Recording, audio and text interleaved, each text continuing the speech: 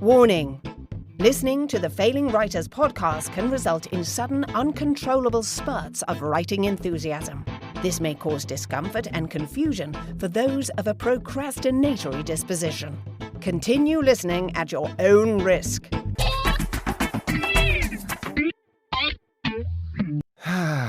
Right, here we are. So is this season 4 then? This is season 4? Season 4? This is the beginning of season 4? Yeah, it is season 4. Did you actually finish season 3? Oh, yeah, we finished it. Oh, did we finish it? We finished it with you, man. We finished it in style. Was that at the end? I thought you were then taking a short break within season 3 and coming back again. For more season 3. Yeah. For season 3.5. I don't know why. That's not how it works, well, Dave. We tend to go up in full numbers. I don't know why I got that impression. Yeah. No, well, anyway, But, thank you for listening and welcome back to season 3.76 of the Failing Writers podcast. Yeah. Hey, we've got a lot to catch up on, haven't we? Yeah. Well, you're assuming things have happened in the intervening time there. Well, presumably we've all been frantically writing. Writing. Yeah. I knew this question was going to come up. Yeah, of course you did. So I've actually been thinking about what to say when you asked what I've been writing, rather than just saying I haven't written anything. I'm trying to think, well, I could give a better answer. So that's how you've been spending your time instead of writing? Yeah, thinking. Coming up with an excuse. Have you written these thoughts down, Dave? Because technically... No. Do you know what? I should have done, It's a shouldn't I? shame you didn't. I've only written them in my head. But I was thinking, well, I haven't actually written anything, but I have thought about it quite a lot. I know what I'm going to do. I've come up with a plan. And then I thought about it a bit more, and I realised that since we last spoke, not only have I not written anything, all I've actually done is delete the bits that I know I've got to get rid of from a few chapters, but not actually written anything to replace them.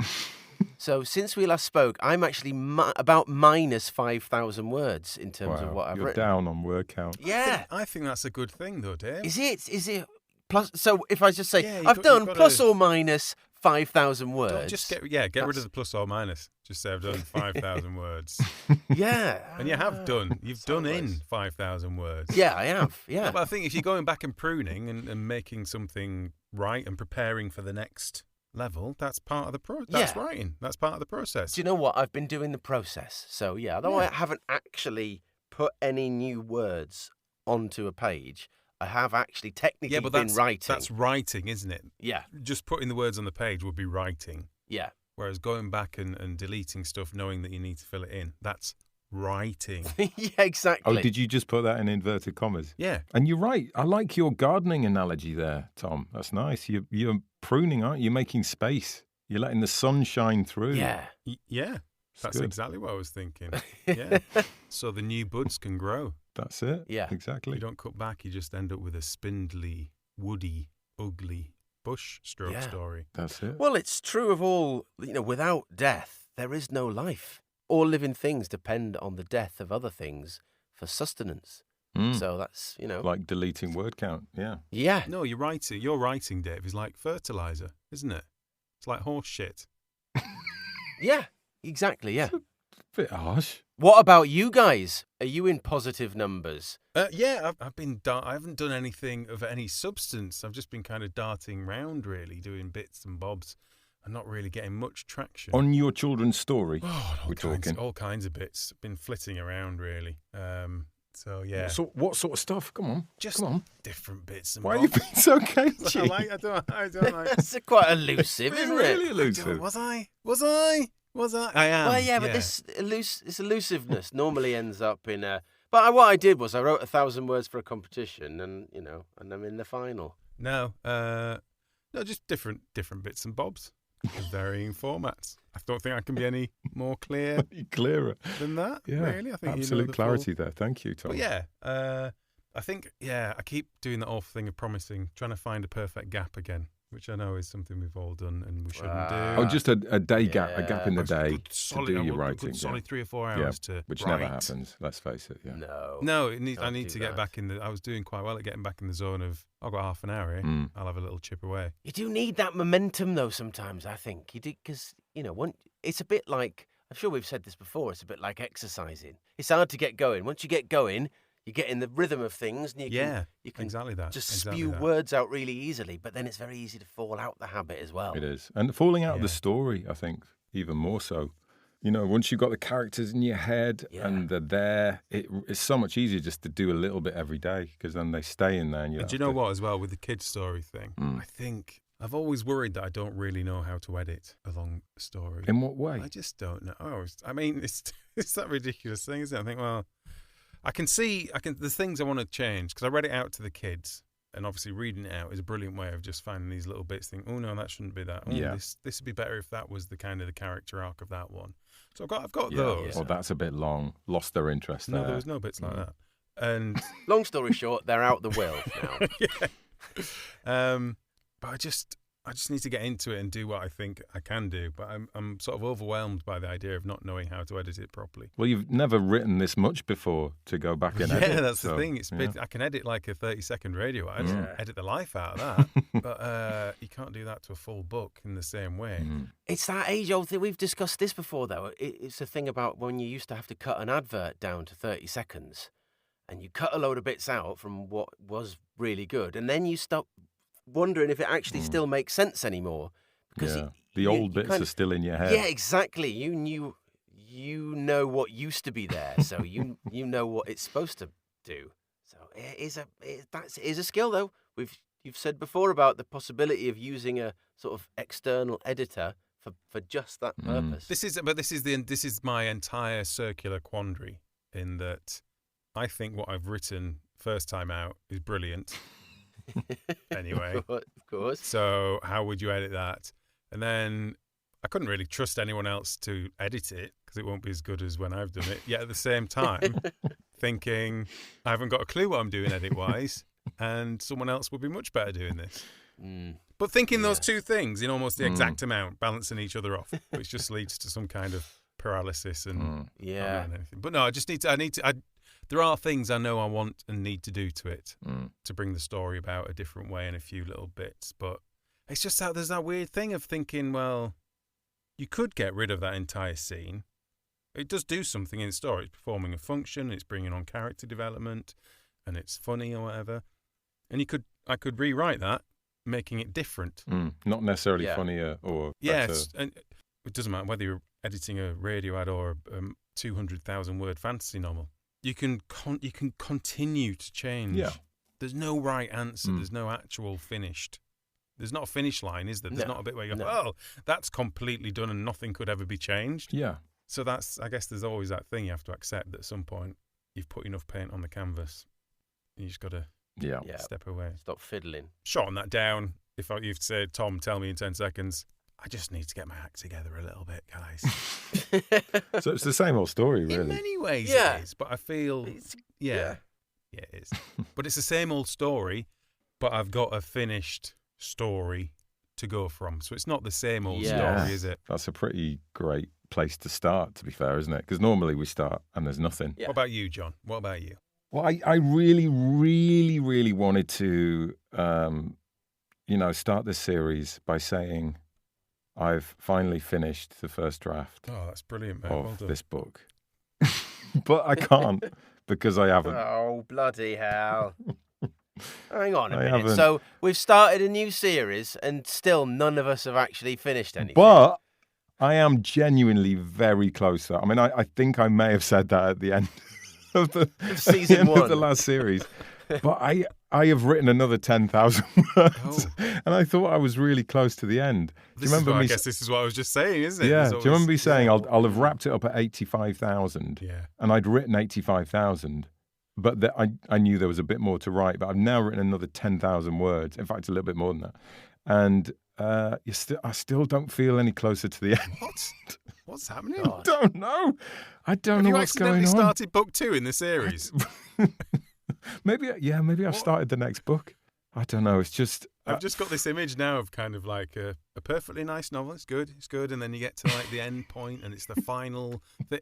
Oh, no, there's a bit more. Something else is happening now. But this is the final thing. This is going to be the bit... Oh, no, hold on a minute. No, wait. There's another little twist. Another twist. No, see, it's not like that. It does feel like it's coming towards the end. Wow, this could be a epic crescendo into your story. It's going to be, well, the first draft is going to be 100,000, which is a lot more than I thought it'd be. I thought it'd be like 80, 85. Is that the longest thing you've ever written? It is, yeah. Yeah. I think the longest one I wrote was 75. Wow. But do you want Dave to come in and delete some for you? I can delete a load for you if you want. I'm really good at that. I can whittle that down to like a short story if you want. But do you know, like a one-pager. The thing I'm really dreading with this book is that obviously I know nothing about, I've said this before, I know nothing about police procedure. Yeah. And what I need to do is send it to somebody who can just have a look through and go, that's bollocks. No, that wouldn't happen like that. And that wouldn't happen like that. And then the whole thing is just going to come crumbling down. And there won't be a way around it. What if they said, do you know that's not actually a crime? It's not even a crime. That's just a bit naughty. That's a civil matter. Oh, no! Yeah. Yeah. That's morally dubious, but not actually a crime. Yeah, I mean, it could easily be. Well, no, there are people that get killed, I'm pretty sure. Oh, right. Yeah, okay. But, so I'm worried about that. I'm also worried about the fact that it's not very good, but I think we all have I that think, though, John, anyway, it doesn't matter, because if you actually watch anything on TV or watch a movie or even read a book, even the most sort of tight police procedurals are filled with things where real police would go, we wouldn't do that. That's bollocks. Yeah. That would never happen. Yeah. Well, that's what I'm hoping. It doesn't really matter, does it? It's for the story. I mean... Exactly. No one reads these books, to get a fair and accurate portrayal of what it's really like to be a copper. No one wants real life, do they? Really? Well, apart from coppers, they get annoyed reading stuff like this. But then what are they reading stuff like this for? Do you know what I mean? Exactly. They do it for a job. If they can afford your books, John. They're getting paid too much, aren't they? So, I got a funny story though about writing. I was reading through the manuscript the other day. I came across a passage where there's this, when you read back bits of the book that you haven't read in ages, and it's quite nice sometimes, because it's like, oh, that's not bad, that's quite entertaining or whatever. But there was this very posh lady talking to her husband, and one of her lines was, it'll be interesting to see what happens when my husband, or something, whatever she says. And I was like, why have I got her speaking like that? She's not from Yorkshire. Before realising that it must have been one of my writing narcolepsy moments. Oh, no. You actually slept. But it was so perfect how I'd done it literally right at the start of a sentence. It was like E. And I was genuinely confused. It was so beautiful the way it kind of ran into this sort of expressive thought she was having. So when you get round to sending this to an agent and publisher, John, you have to write your little blurb and a little bit about you. You should put in there that it has been said that you can write amazing dialogue in your sleep. How many bits are in there? I really can. I really brought it to life with that. Yeah, this extra 10,000 words, about 3,000 in the middle are. Go back through it all. Yeah. Right. Well, it's great to see that we've all come on so far since Series 1. Yeah, when you think back to Series 1, I wasn't really finishing stuff. Dave wasn't getting stuck in. You were falling asleep on tricky bits. I mean, we've learned really so have much. Yeah. We should be proud of ourselves, boys. But this is going to be the season that it happens. Yeah. We're gonna make some progress. Development. Yeah. Character. We've had our own character arcs. Yeah. God. This is like moving day, isn't it?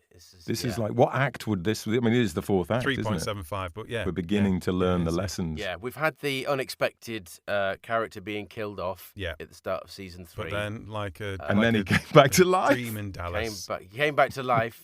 Although I am played by a different actor now. So is it Matt Damon? Yes, right. Yeah, Matt Damon is now playing the role. That's a joke from a long time ago, listeners.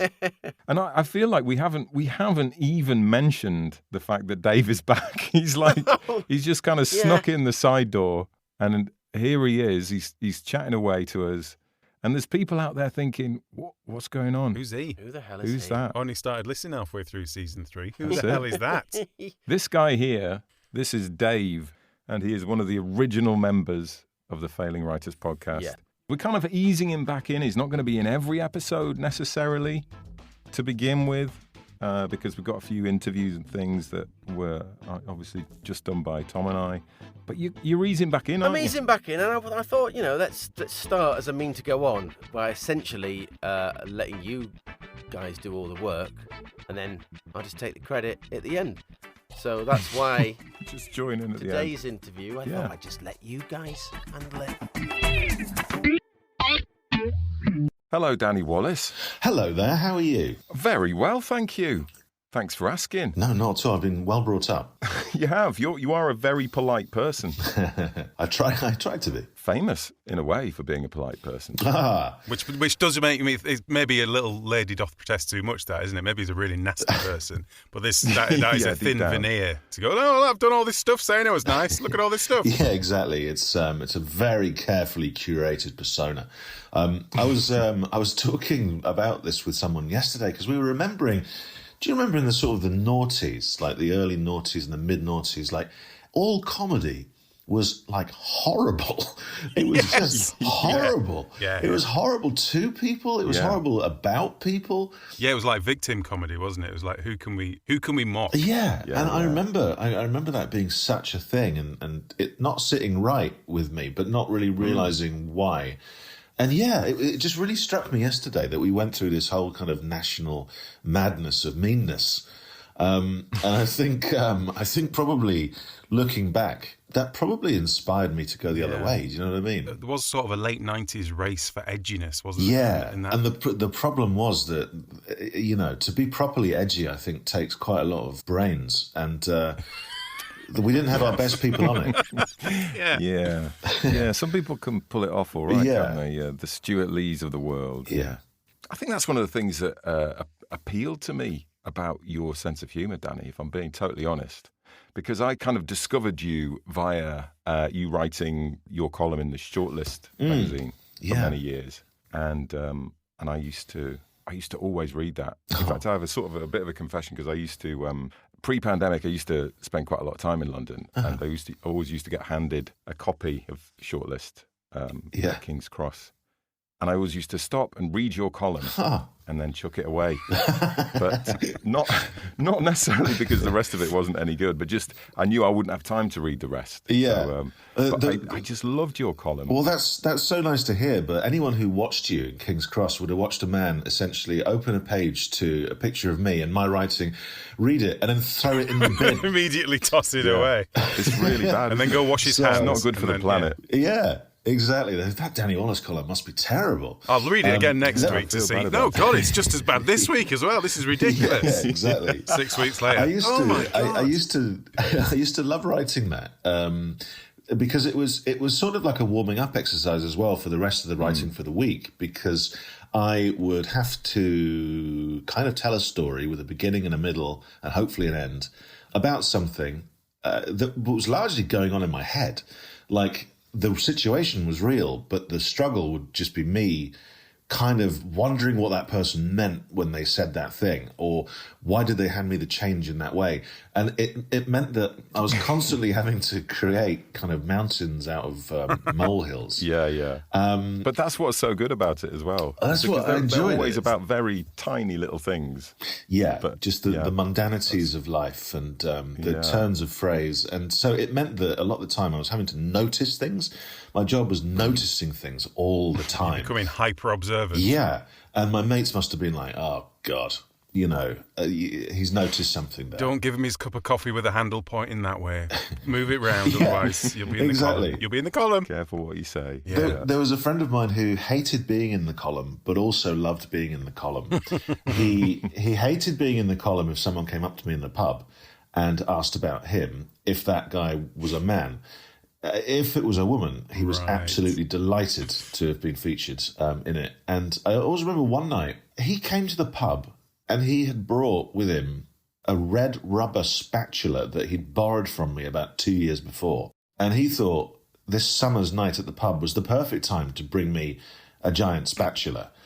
And obviously it meant I had to then spend the rest of the night walking around with a big spatula. And I was like, you do these things. Like you're on the world's worst stag do or something. Yeah. And I'm like, but don't you understand that when you do something like that, that's a column. You've given me a column. If you want to stay out of the column, stop doing stuff like that. And the great thing about that column was I was only supposed to do one. Oh, really? Yeah. And we never had a contract. And they just trusted me to deliver it every week, and I trusted them to pay me. And did it for like over 11 years, every week. I've heard that the editor was looking to get rid of you after that first week, but upon travelling into London, he saw a man reading the column, and only that column. Yes. And throwing it furiously into a bin and going, I think I've got my little John here. Yeah, and that's what that's what kept you going. That's what kept It's funny how me and John have a very different perception of your career. Because when he said he'd secured your services for the podcast, I went, oh, cool. Let's talk to him about his voice work on Assassin's Creed. And John went, you what? Yeah. Yeah, I've got sort of several different strange kind of careers, if you like. And when one goes quiet, I can sort of spin on like an office chair and focus on something else for a while. But there's plenty of people that have no idea about a load of the other stuff. Yeah. So at book events, for example, I don't know what people are going to ask at the end, because there will always be something about Assassin's Creed, the video game that, again, I've been doing for, about 12 or 13 years now, which happened, I think, because of the shortlist column, actually, and the books. All right. I would get invited to kind of video game awards dues and things like that. I don't really know why. Why would I? I guess you just were. And if I was, I would say yes, because then I could take my mate from Loughborough and I would phone him up. I went to school with him and I would phone him up and say, listen, it's like the BAFTAs or whatever. Get a suit and come down. And he would be delighted because he'd be able to run around after developers and, meet all these people that he would worship because he was super into games. And he was off running after a Japanese games developer, I remember. And I was on my own and a man came up and went, hello, I'm from Ubisoft. And I like your stuff, and I think there's a character in a game that could have been written for you. And I was thinking, obviously, heroic, dashing. And I got to this voiceover booth where they gave me a secret document that described the character as nerdy, sarcastic, intense, lonely man. So I was like, okay, well, this is how they see me. I guess maybe that's the column or whatever. And then started doing it, and it's been really good fun.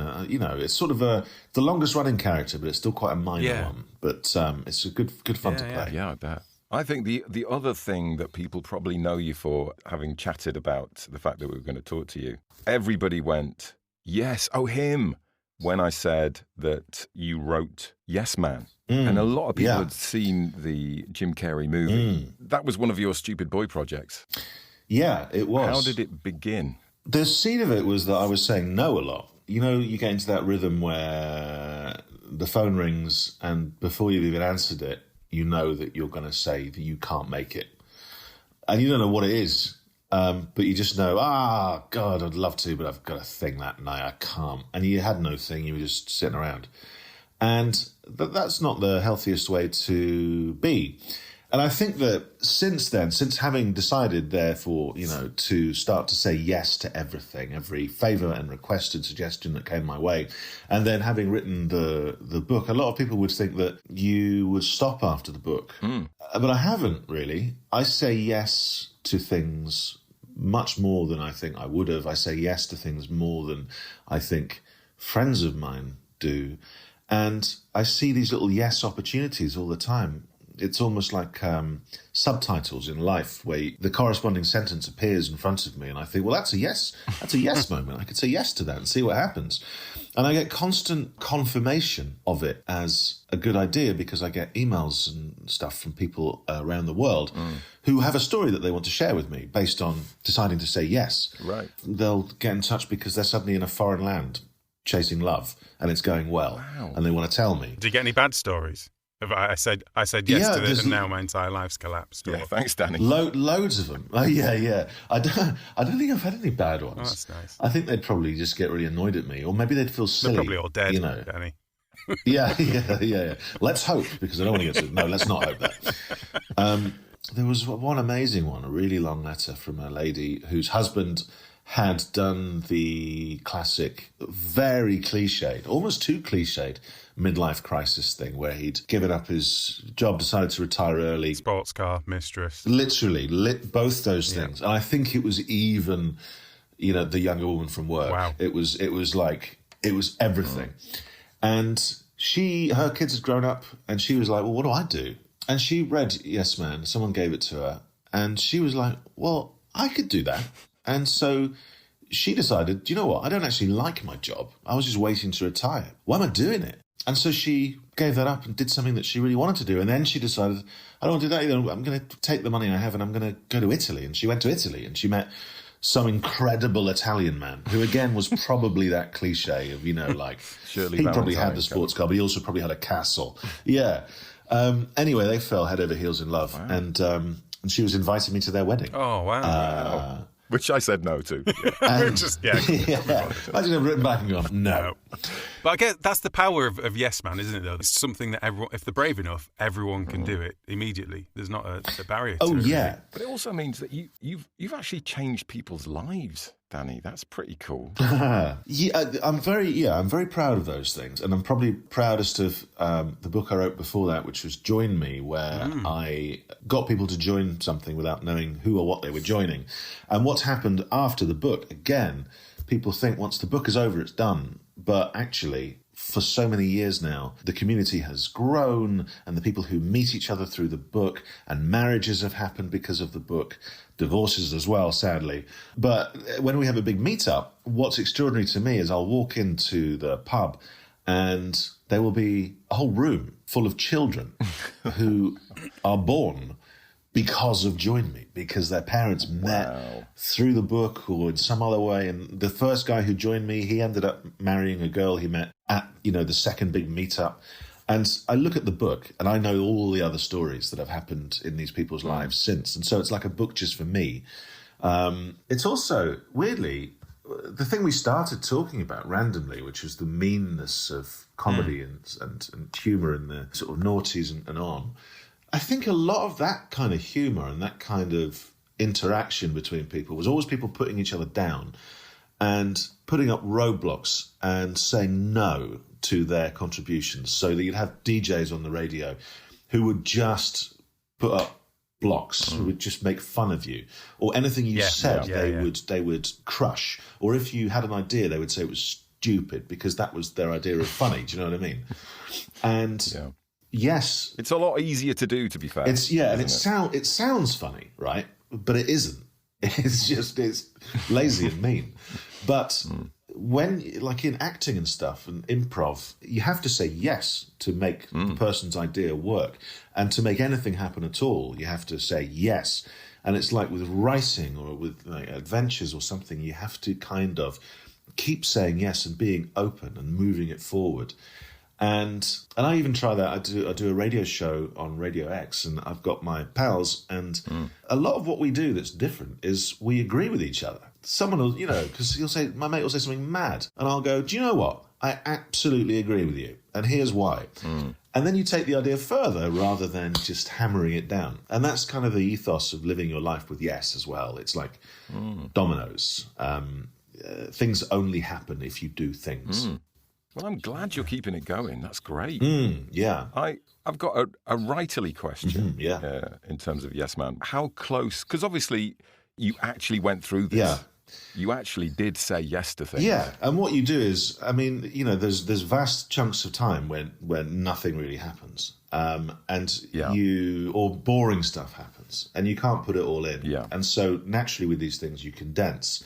And when you condense and you take out the gaps, you have a much pacier, faster story, and then you have to sprinkle some comedy over it in order to make it. Presumably, you've got to embellish as well. I mean, it's not an entirely factual book, right? You've got to turn it into an actual narrative, haven't you, with a beginning, a middle, and an end, and have some intrigue. Well, of course, and there are things that you move around, and there are moments where you think, oh, well, it's more dramatic, it's a better read because it's an entertainment, and you want people to have fun while you're going, but The good thing is they're interactive books because the people are real and the things took place. I made them, funnier where I needed to because that's my writing and I go for the joke because I'm constantly worried you're going to fall asleep or put it down or chuck it in a bin in King's Cross. But the great thing about Join Me, for example, was when all these people came together, they could meet the real life characters and they could ask them the questions. They could say, when you went to that castle, did you do the thing with the microphone? And the vicar or whatever will tell them, yes, and here's why it was even worse than what he wrote.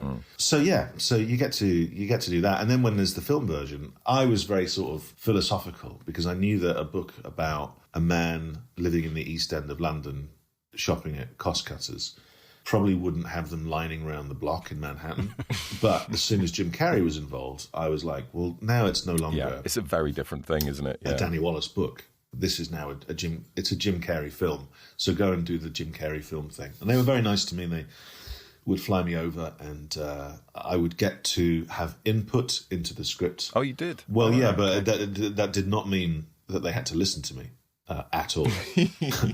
To be very clear. Did you get a say in anything? Is there anything that you remember getting them to U-turn on? I remember being on set and the same thing taking place sort of 4 times and being able to go, I think the second one was the funniest because of this. And if they used that, I can't remember if they did. That was purely because it was right and everyone else knew it as well. So I would not say, I just enjoyed the experience, do you know what I mean?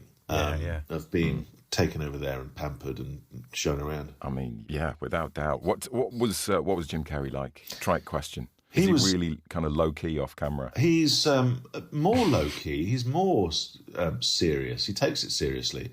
With me, he was lovely and funny and interested, and we could hang out a bit. I watched him do really nice things for visiting tourists who happened to walk by, where he would just sort of make their day, come out of the shadows and just do something nice for them and then disappear again.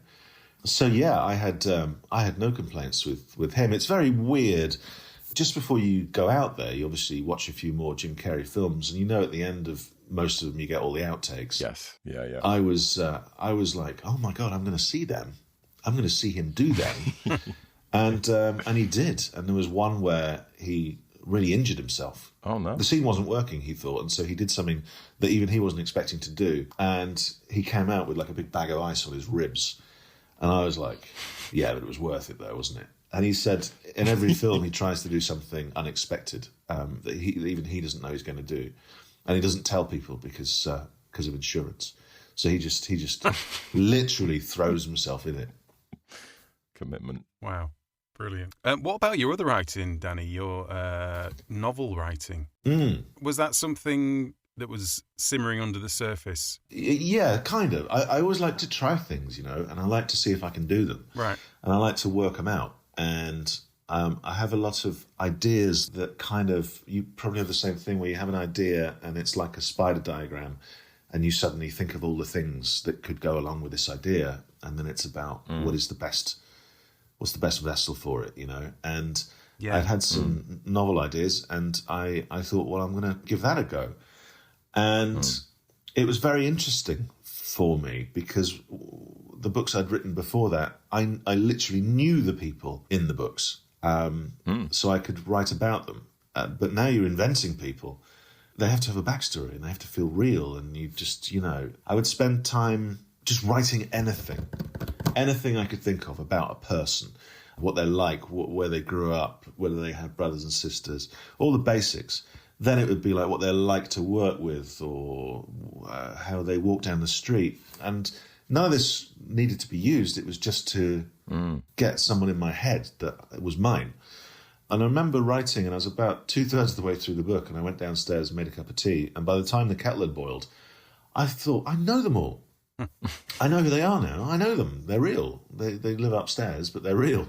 So, I did a couple of them. I want to do another one. And I wanted to see if I could write kids' books. And so I tried to think about ideas that excited me when I was a kid.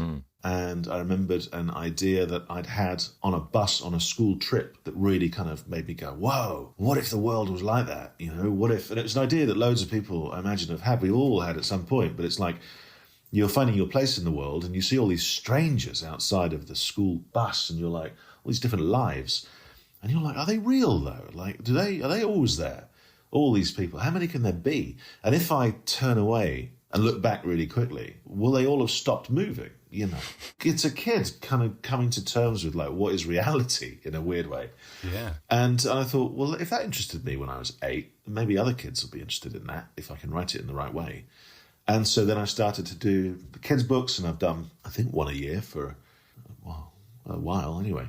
Was that partly you started doing that because you had kids as well? Do you think that was part of the spark? Definitely. Yeah, because it was something to share with them. Also something to do for them and something to do with them. Something they could help lead me on as well, because I'm always interested more than anything about what makes my kids laugh. That, to me, is the fundamental question of everything. What makes you laugh? What made you laugh today? What was the thing that made your life better that I wouldn't know about if I didn't ask the question? Who are your mates? What did one of them do? Was it verbal, the thing they did? Was it slapstick? Was it something a teacher did? What makes you laugh?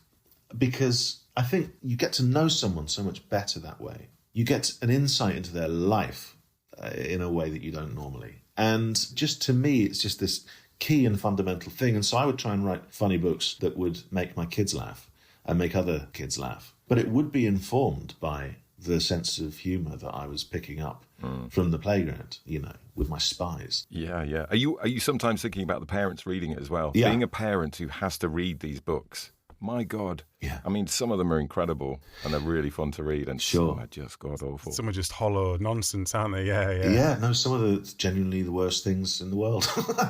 And you've committed, right? You've committed because you've already, you're 15 pages down, and as the grown-up, you're like, this didn't need to be 240 pages.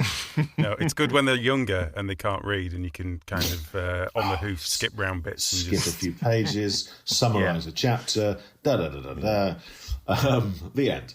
But some are great. I definitely keep the parent in mind and the teacher. So I'll make little jokes about your parent, about being a parent, about teachers.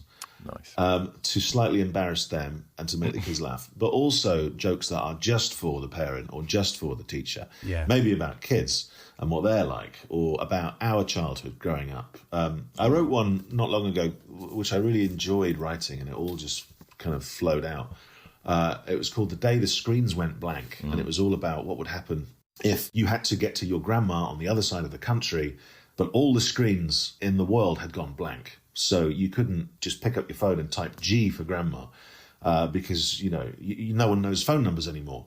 And you couldn't look things up on a map. You couldn't have GPS. You couldn't use cash machines. You couldn't take money out to get petrol. What would you do? And what was really fun about that was that definitely worked on 2 levels. It worked for the kid as a high concept. Oh, my God, I can't imagine my life without a tablet. And it worked for the grown-up because the grown-up could read the parts to the kid about what life was like for us when we were their age. Yeah. Having to remember people's phone numbers, having to stick to plans. If I'm going to meet you outside the Curzon in Loughborough at midday, you better be there and I better not be late, because otherwise I'm going to be walking around trying to find you. I'm going to go to the leisure centre, I'm going to go to the Wimpy, I'm going to find you. You can't just press a button and download any film at all. And I'll have to look in my A to Z to find that street as well. Yeah, exactly. Your dad's got a big yellow map. You know, you've got the yellow pages, all of this stuff. So it was a great chance, I thought, for kids and parents to, to have this little chat about how life has changed from our black and white days to their 4K madness. You're very good at these like big high concepts. In a way, they're all a little bit like your Stupid Boy project, like Tom Ditto as well. I read a while ago, and that could almost be another Stupid Boy project. I mean, it's almost set up like this is what we're going to do for the next 6 months or whatever. Yeah, well, it was actually inspired by a real thing where I copied a man's sandwich because I didn't know what I wanted. I was a bit hungover, and there was a man putting together like a freeform sandwich in like a deli style situation, and he's like, and then the sauerkraut, and actually, chipotle sauce. And I was like, I don't know, this all sounds great, and I was like, well, what would happen if you did that for a long time? Or what would happen if? And I'd heard about a group called the Watchers. Oh, there was actually not a cult, but a group of people who did a similar thing. I I don't know. You can't remember if you made that up or not, can you? No. It's true.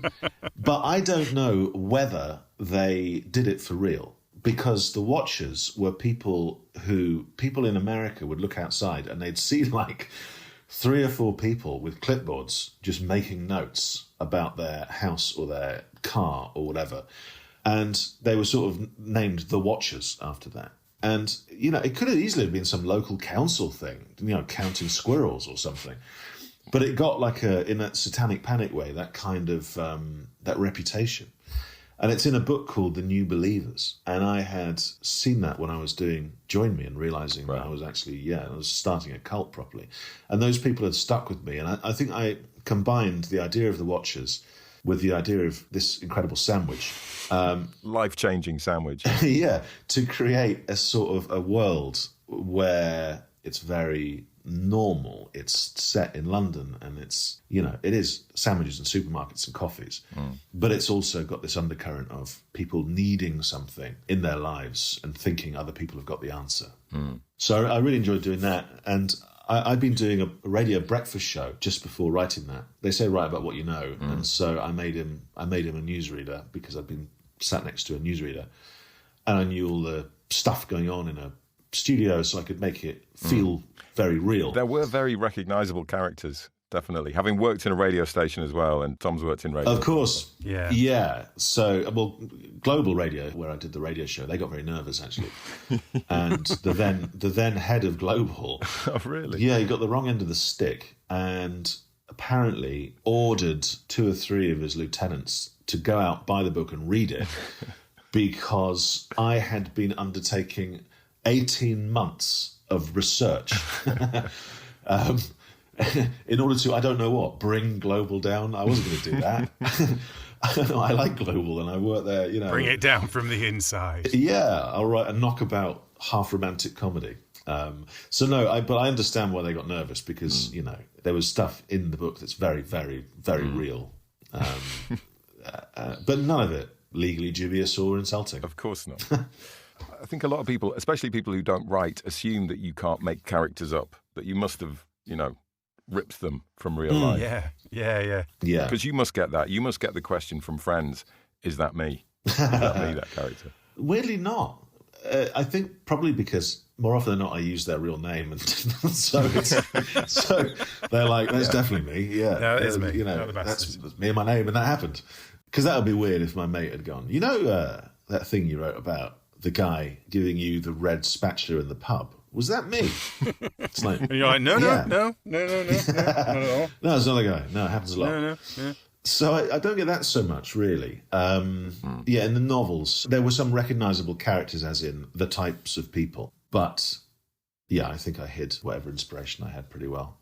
How disciplined a writer are you, Danny? Strikes me that you're actually very productive because you seem to have... finished a lot of things. Yeah. Yeah, you finished a lot of stuff. Is that true? Are you quite disciplined? I'm hugely disciplined. Yeah, hugely disciplined. And I'm glad that you said knocked out rather than churned out, because the worst phrase in the world that I get all the time, every time I've done another piece of work. That's a terrible thing to say. No. Knocked out is better. Comparatively. Churned out is the worst because it implies like a sausage machine cranking the handle. I always think shitting out's the worst. I used to say that about radio ads. Yeah. When I had a bunch of radio ads to write, I'll just be, I'll shit out some radio ads for you. I haven't had that accusation. Yeah, knocked out is like knocked out the park. Yeah, I'll take that. Yeah, that's exactly. It's like you've smashed it. I'm very, very disciplined, and it comes, I think, from guilt and I think a low-level anxiety, which has... That sounds healthy. Yeah, which has only really come to the fore in the last few years, with the kids, I suppose, existing. Yeah. And I think that changes things. Because before, I could write at any time of day. I could write when I felt like it. And I used to write in the evenings exclusively. I would deal with all the rubbish in the day, whether the rubbish was admin or, I worked in various offices until my early 20s. And I just wanted to get that out of the way so I could get home and do the real work. And so that was it was a fun and almost like an indulgence and, and a way of making money at university that meant I didn't have to work in the bar or in our price. And then I suppose then when you have kids, it's like you start to treat it more as a day job, and maybe you get an office somewhere to work and you do kind of like a 9 to 5. And these days, I do it when I can. The evenings are out. So I'm always thinking about it. It's always there at the back of my mind, whatever it is I'm supposed to be doing.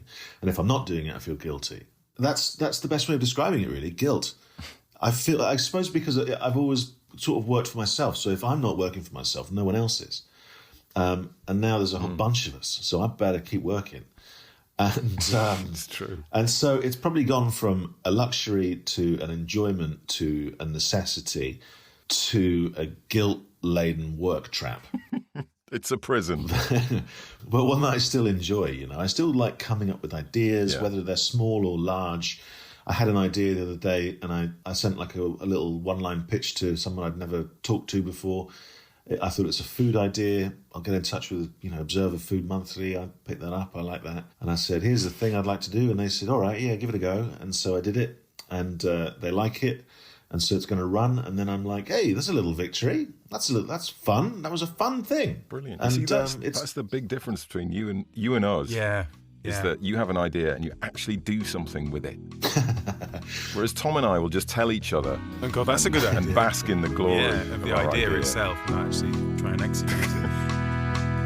Danny's written loads of stuff, and I mean really good, not guff, while we've been hacking in the rough and not doing quite enough. Don't mean to be reductive, but Danny is productive while we've not conducted ourselves effectively and sort of fucked it. But I guess we're all built different, no point in being miffed, and just gotta keep on grifting and prevent ourselves from drifting. Do we regret our follies? All these years been total wallies? Of course we're very, very sorry, we're not more like Danny Wallace.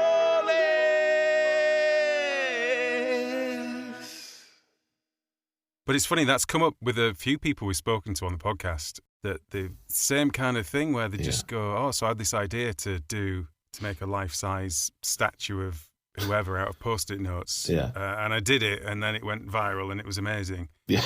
And it's just the idea of having an idea and following it through because you want to complete the idea and then maybe selling it to someone. Or do you mean kind of, it's just the idea is its own thing and becomes a... They're different skills in a way, aren't they? It's kind of that thing of it's almost playing as well. It's like I think playing is really important, even as a grown man. I don't mean sitting down with toys. I mean like when something amuses you and you don't know where it's going to go or why particularly you're doing it. A few nights ago, I was having a back and forth with the government of Liechtenstein, who I'd emailed. Like you do, yeah. Yeah, and... last week, I was invited onto a very famous podcast, and they were offering me like $3,000. And I thought, I don't believe this. And so I thought, hey, you don't do podcasts for money, and certainly not that. And this all seems dodgy. And I thought he's a scammer. And so I just invented a personal assistant called Tabitha. And I just went back and forth with this scammer for a day and a half, gradually raising my demands and my fees, or Tabitha she was very smart, and then having to pull out because Mr. Wallace had been offered the keynote speech at the International Man of Mystery Awards in Manila, so I had to go and do that. And I thought you were going to say Liechtenstein then, and this was why, because you had to actually arrange it so it did look like you were. Yeah, exactly. I've got myself in the lie that grows into... Yes. But I was just playing, and I don't know, that could have turned into a column, or it could have turned into a piece about scammers. Yeah. It could have turned into a story for down the pub, which is also useful, because pubs are where I often test out the stories that I'm working on. Or is it something I do on the radio, where I tease it out a bit? So playing is really important, and I do consider that. I consider what I did with that scammer and what I was doing with the government of Liechtenstein to be part of my job, whatever that is, because it's research in some way. It's finding a funny idea, or it's seeing what something can be. And I think that that's really important, not to lose sight of the fact that the work involves fun. And I think when you keep doing that as well, it obviously maintains your name within that space as well, doesn't it? So when you do contact the Observer about an idea for food, your name carries some prestige of what you've done before. And while if you keep moving and keep doing it, if you stop, you kind of become a has-been and maybe not as accessible. But yeah, there's an element, isn't there? Once you're kind of moving and doing that, you need to keep moving to stay fresh and stay ahead of the game. I think so. And it's just good for me. Again, it's that thing of I hadn't done that before. Yeah. Any sort of like food writing. But I had the idea that I thought was perfect for it. And so I thought, well, I'll do that. And I'll probably, do more now. So it's a nice extra little thing to be doing just to keep me having fun as well, Yeah. When you're playing like that, there is, of course, always the possibility that it will fall on its arse. But that's kind of part of the fun, isn't it?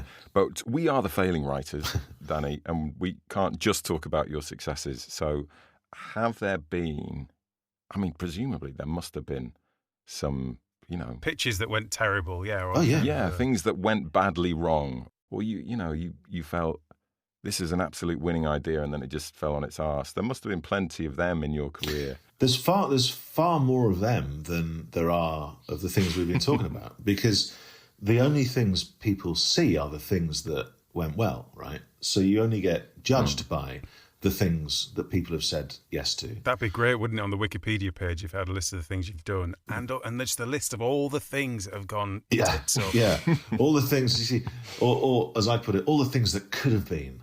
It could have been this.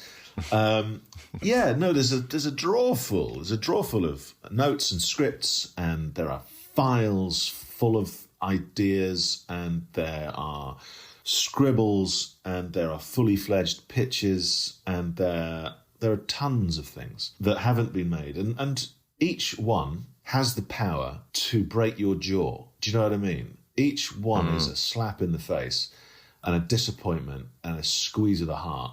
But I've always been quite good at going, oh well, and then cracking on. Otherwise, everyone would stop after the first thing, the first rejection, the first disappointment, the first letdown. And God, they happen to me all the time. Ideas that I really can see, and I know the right people it's for. And you write it, or maybe you send it to a production company, and then you don't hear anything, and then it turns out that they didn't even really read it, or they just looked at a bit and went, oh, we've got something a bit like this. And then no one's told you.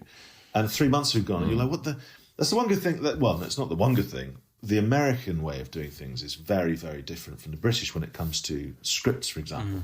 And I always feel, generally, when I'm in a room full of Americans, the American managers or execs or whatever, I always feel like the dumbest one in the room, because they have actual ideas about the script.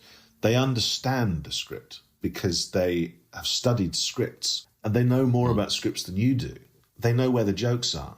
You don't have to signpost the jokes with them. You don't have to put a big red mark, or maybe put it in block capitals and underline it in red and say, this is a joke, this bit.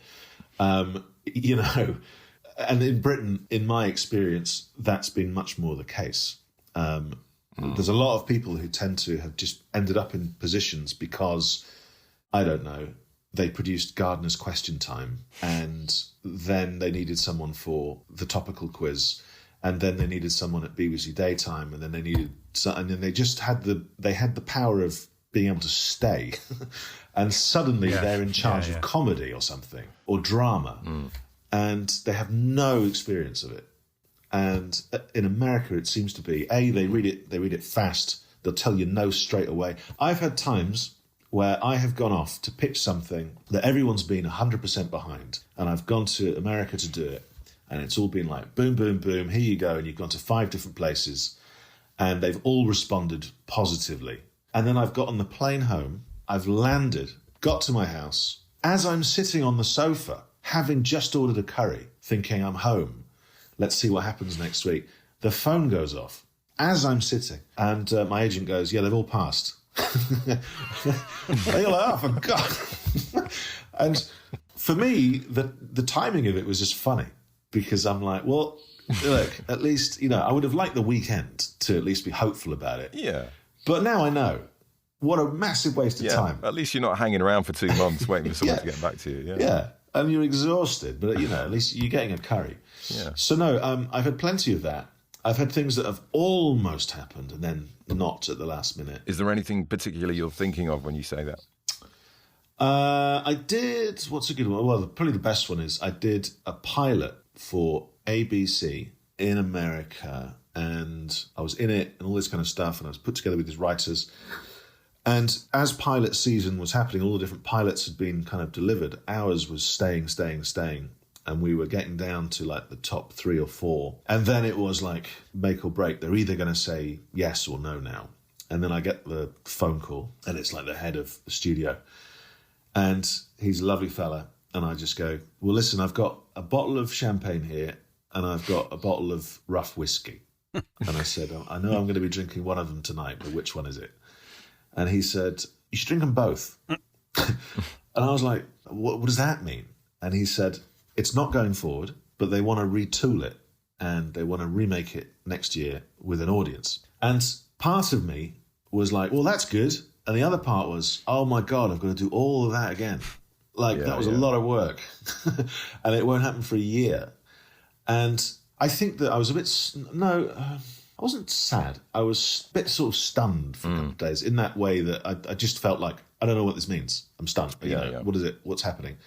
Well, then we retooled and we gave it a go, and it sort of petered out. But my take on that was, my God, what an achievement. Like, we never meant to do that. It all kind of happened by accident. And then I got to go and do that and take my then 6-week-old kid over to hang out on a set where Clint Eastwood winked at him. And that's great. I've got that. But I've also, I like my house where I live, and I like my friends, and I like being here. Yeah. And so it's okay. It's all right. And so you just think, what's next? And what was next was doing a breakfast show and writing a novel and having more kids. So yeah, you have to take the champagne with the whiskey. Nice. Just thought of that. Well, there you go. That's the quote on that one, isn't it? Danny, I don't suppose you saw my email about digging out some old kind of youthful Danny Wallace writing. I did, and I ignored it. Did you? Very, very wise. Oh, yeah, he says yes to everything, doesn't he? Yes, this, yes, that. Yeah, I know. I do have stuff, but it's kind of in the garage. So if you want to come round and have a dig around, see what you got. I mean, I started out on video games magazines. I've got all these old video games magazines, and they're just taking up all this space, and no one's ever going to look at them. If I passed away tomorrow, there's no way anyone's going to go, let's have a look at what he wrote in Sega Power in 1995. You know what I mean? John might come round and read your column and then chuck it in the bin for you. Yeah. There was even an internet magazine that I wrote for. This was how funny it was. It was like the internet had just come out. And so this magazine company I was working with, rather than going, let's put a magazine on the internet, went, let's print a magazine recommending websites for people. And I remember being talked to by the editor going, will you find out about comedy websites? I didn't even know what that meant. And I was like, yeah, okay, how do I do that? And I had to go to someone's office after work. And I'm on the phone with the guy. And he's going, right, type in H, T, yeah, T, yeah, P, yeah, colon. Which one's colon? Right, backslash, all right, yeah, I've done that. WW, I was like, are you kidding me? I was like, this is never going to...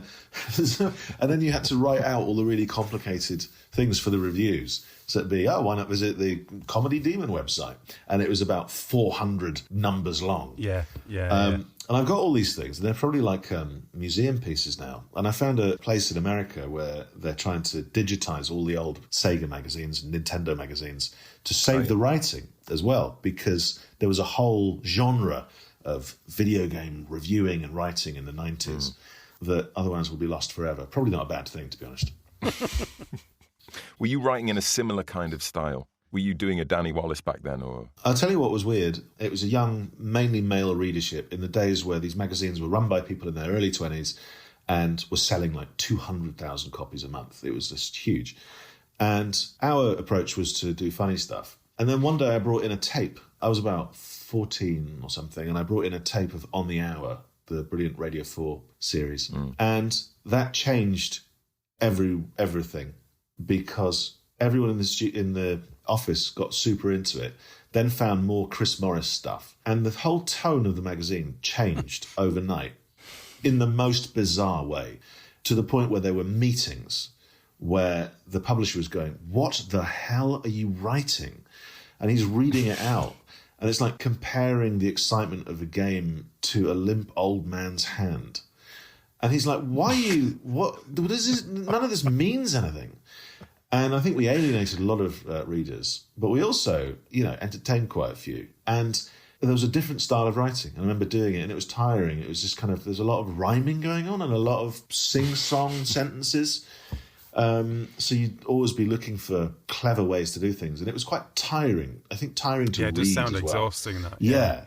You were quite proud of yourself, but you were also, you knew that you were sort of boring the reader by the end of it. Feels like being locked in a room, being forced to listen to Jeremy Clarkson metaphors for hours on end. Exactly, that kind of thing.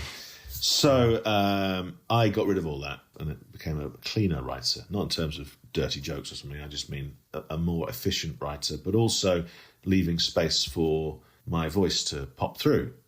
Because the way I write is the way I would tell you a story down the pub, except with a few posh words thrown in. But it's the order. I would tell it to you. I would make it, a bit funnier to keep you interested. I would try and shock you at moments or make you wonder how something happened and then reveal it. I'm trying to look you in the eye as a writer. I'm trying to look the reader in the eye. That was my pomposity alarm. I was getting a little pompous there, and I've set up an alarm that measures my pomposity, and when it reaches a certain level, if I'm talking about the writing process, for example. Well, it's good that we've made it this far in, isn't it, without it being triggered? That's that's great. Yeah, exactly. I made about 55 minutes. I was going to ask you about your DJing, Danny. Yeah. How long have you been doing that? I suppose my first radio show was in about 2007. I think. Oh, right, okay. And that was nerve-wracking because they just went, all right, this slot's yours, it's 4 hours. And you're like, what am I going to talk about? And how? For 4 hours. And the slots that you have to talk in, are they sort of pre-existing, or are you just talking as much as you want and then you hit? I mean, I literally have no idea. It's a movable kind of feast, and so you can tweak it. Yeah, and you've got to get a certain number of songs away, and adverts, obviously, but a link could be anything from 2 minutes to 12 minutes. Right. If it is 12 minutes, I try and make sure it's like a feature that's properly done. But I love the imagination of radio, and I love the fact that you can write on the fly. I love the fact that when I was doing the breakfast show, I don't feel we ever had a bad show because we had enough safety things in place that it would always work. It was just how well it would kind of work. Yeah. I love the idea that you can turn around an idea in a split second. I can have an idea and I can say, by the time this music is finished, can you get me this sound effect and this bit of music? I need this music bed. I'll cue you for it. Let me write this down very quickly and I'll sketch something out. And then boom, you're doing it. And then it's done. And then you move on to the next thing. Yeah, that kind of thing I find really satisfying and exciting. It's still writing.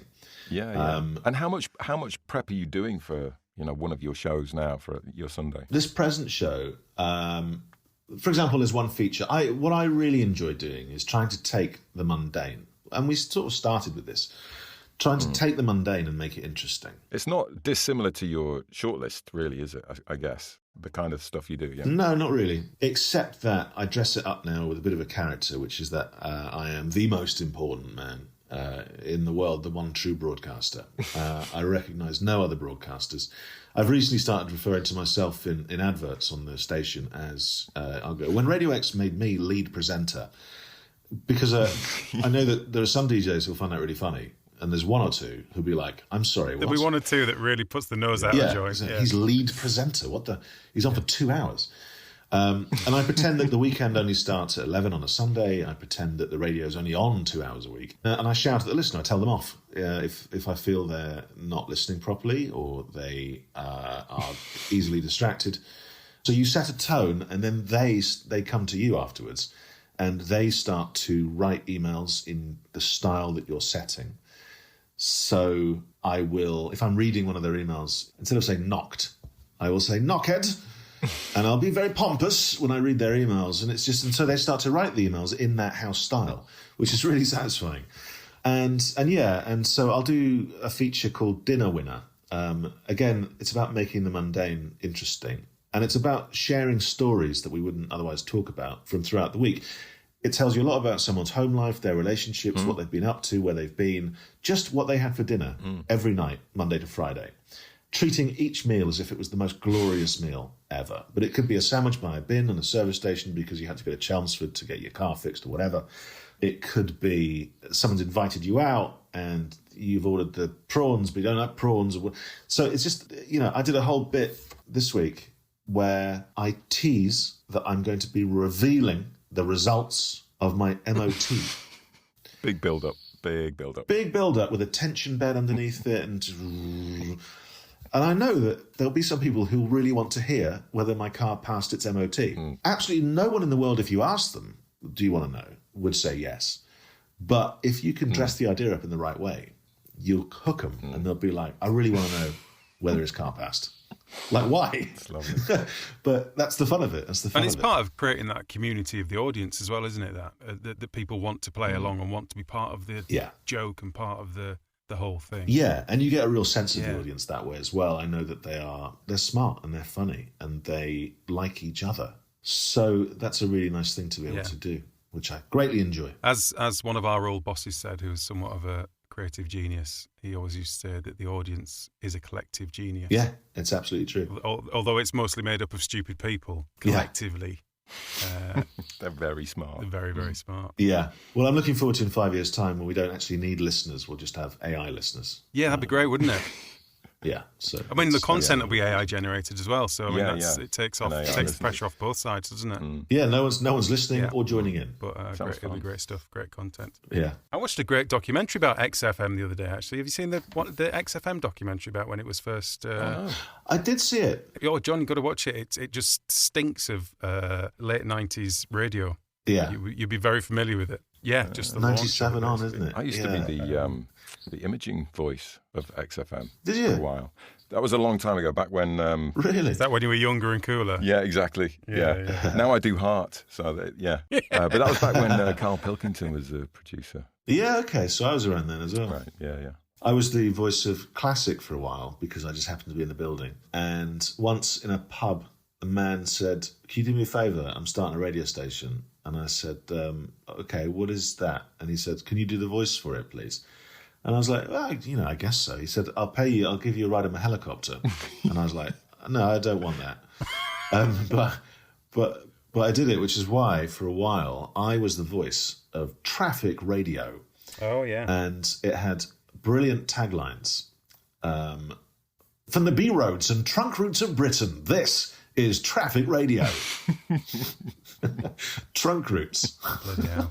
Sounds like right up your dad's street, that, John, doesn't it? If you pardon the pun. Oh, yeah, my dad was like that. He likes a road. Yeah. My dad does a road quiz every Christmas. Oh, really? Already revising. Yeah, amazing. Danny, I heard you mention on your radio show that you have another book out. Yeah, I do. At some point this year. Is that another children's book, another middle grade book? Or No, there's a kids' book in June, but in May there is a non-fiction book coming out, which I am, as soon as I finish talking to you, I'm going to go and do my final edits and then tap them all in. And I reckon then I'll let myself have the afternoon off. Are we allowed to hear a rough synopsis of that? It's about a weird discovery I made that led to me thinking, have I gone mad here? And then reflecting on the madness of the last few years and whether we've all gone mad. And then discovering all these stories that people have about strange life-changing things that have happened to do with lies and conspiracy and rabbit holes and grifters and trolls, and whether we're going to be all right or whether we're not. Yeah, so it's sort of topical. Yeah, that sounds good. But I think slightly evergreen as well. Yeah. Because it's all just going to keep going. Brilliant. Look forward to that one. That sounds good. Danny, it's been an absolute pleasure talking to you. Thank you so much for joining us. Yeah, thanks very much. Yeah, you too. No, thank you for asking, and good luck. Good luck with it all. Danny Wallace has done a lot of stuff, hasn't he? He has done a lot of stuff. He's been very productive, as your wonderful musical number said, John. Yeah. But I think it is that thing, as you said a little while back, Tom. It takes a certain type of person to when they've had an idea, actually do something about it, rather than just thinking, one day I'll do something with that. I think us three are very much guilty of that. Yeah, and it's easy to have that idea and then just poo-poo it yourself, Yeah. isn't it? And to kind of, you don't even need someone else to sabotage it. You just do it yourself. Oh, well, but yeah, that's a good idea for X, Y, and Z. But you know what? Blah, blah, blah. I think if you think about something too long, you can convince yourself that anything, absolutely anything, even the best idea in the world, you can convince yourself that no one cares. No one's going to be interested in that. Why would anyone give a shit about that? This is the point. This is the difference. This is the difference, the perspective, the angle of perspective. When we talk to people like Danny Wallace and David Quantick was the same. Robert Popper. We haven't done him yet. Robert Popper. No, that's a lovely tease forward to a future episode, John. Robert Popper, exactly the same. They don't go through with their ideas for the benefit of anyone else but their mind. They're scratching an itch, a creative itch. And then because they're doing that, they're all into it. And they don't care whether it falls flat or not to some extent. They're just doing it for the sake of the idea. So it stays quite pure. It doesn't get, even later down the line, I think, BBC aren't going to buy this, or I've got no one to pitch this to, or no one's doing X, Y, and Z at the minute. Or do you know what else as well? They're willing to adapt. Like quite a lot of the time, you'll have an idea and you want it to be pure. You want it to be exactly the idea you originally had. And then when you present it to somebody, they might suggest, yeah, that's good, but how about like this? And then you feel like your idea is getting watered down. But actually, if something ends up happening with it, that's better than just having the idea and letting it go.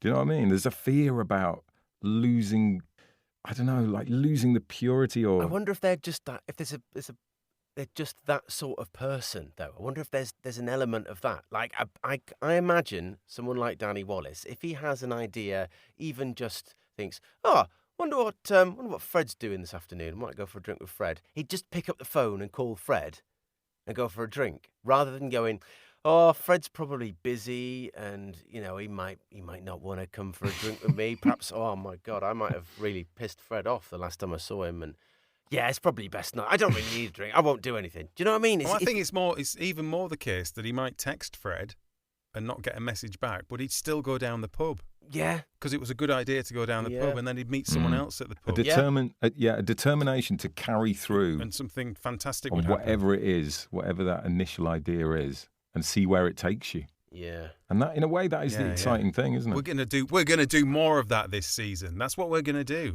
That's the question.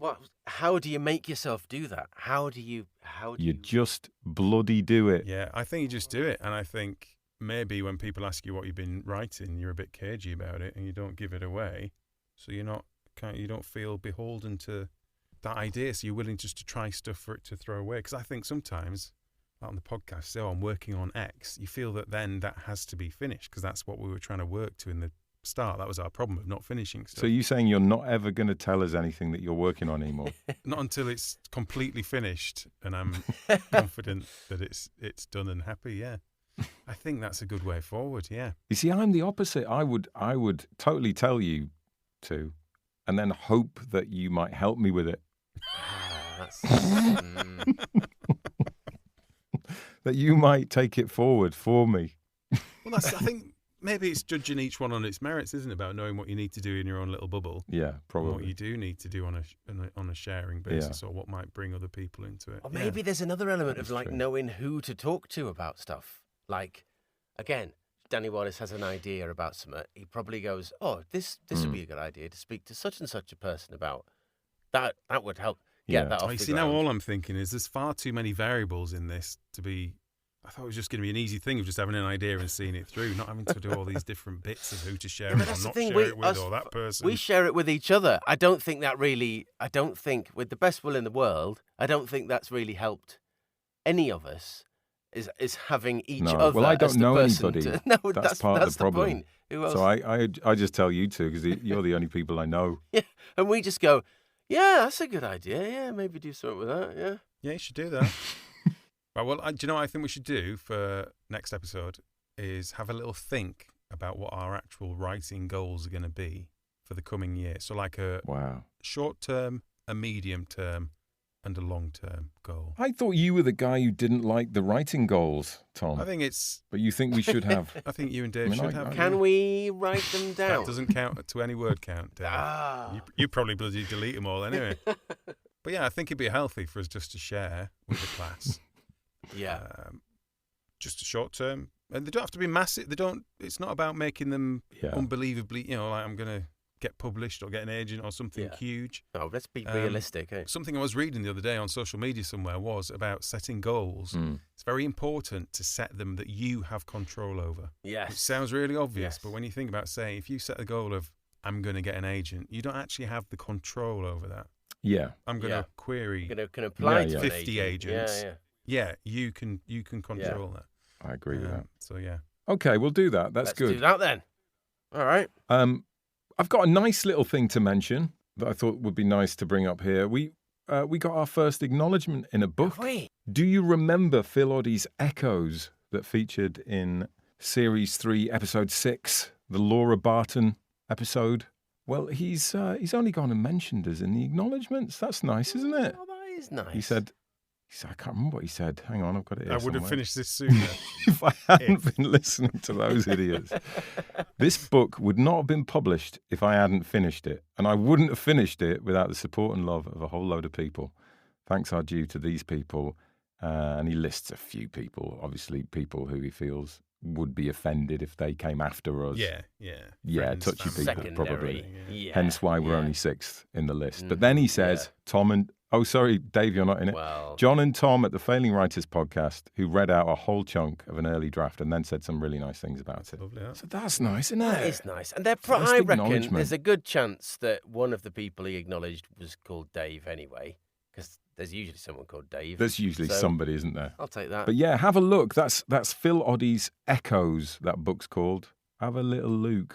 We'll drop a link in the show notes. But that reminds me, actually, we were talking about this before, but we are thinking about resuming our Whip Up a Storm feature. If you're not familiar. This is the thing where we take the first few pages of something that you're writing or that you've written, and it could be whatever. It could be a short story or a bit of flash fiction or the first 3 chapters of a novel. And then we do our thing with it. We take a bit of it and we do the full audio treatment and then have a little chat about it. And we've had some nice feedback about it in the past, haven't we, Tommy? Yeah, we have. And we've had some great stories in as well, like a really good mix of all kinds of different stuff. But yeah, it's been a very popular feature. It has. I think it's been generally a positive experience for the brave people who've done it. So yeah, so if you're up for it, if you've written something you're proud of and you'd like us to cast our beady, greedy eyes over it, send us the first 3 chapters. If you're in the mood for a generally positive experience. And who isn't up for that these days? Yeah, so you will be featured on the podcast. Bit of free feedback. Why wouldn't you? So where do they need to send those to, John? That would be failingwriterspodcast@gmail.com. Send it there and we'll cast our eyes over it. Yeah. Well, that just about ends the first episode of our new season, chaps. So next episode, have we got? Is it next week? It's next week, isn't it? We're breaking our own rules again about doing it every 2 weeks. Hang on a minute. I thought this was every other week. Normally it is, Dave. Normally it is, but we've just had to squeeze this one in. We're going to be speaking to Jessica Bull, whose book Miss Austen Investigates was out last week, maybe the week before, something like that. Relatively recently. And she's got a fantastic story of how she came to be a published author. So I think it fits in very well with our podcast and our shenanigans. So we'll be having a chat with her. Well, I'll look forward to hearing that.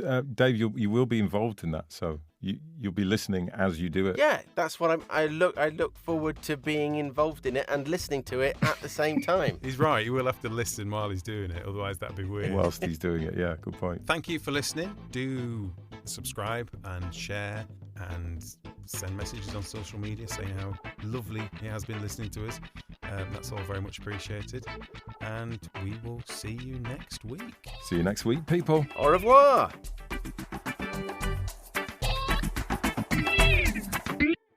Hello. Where's everybody gone?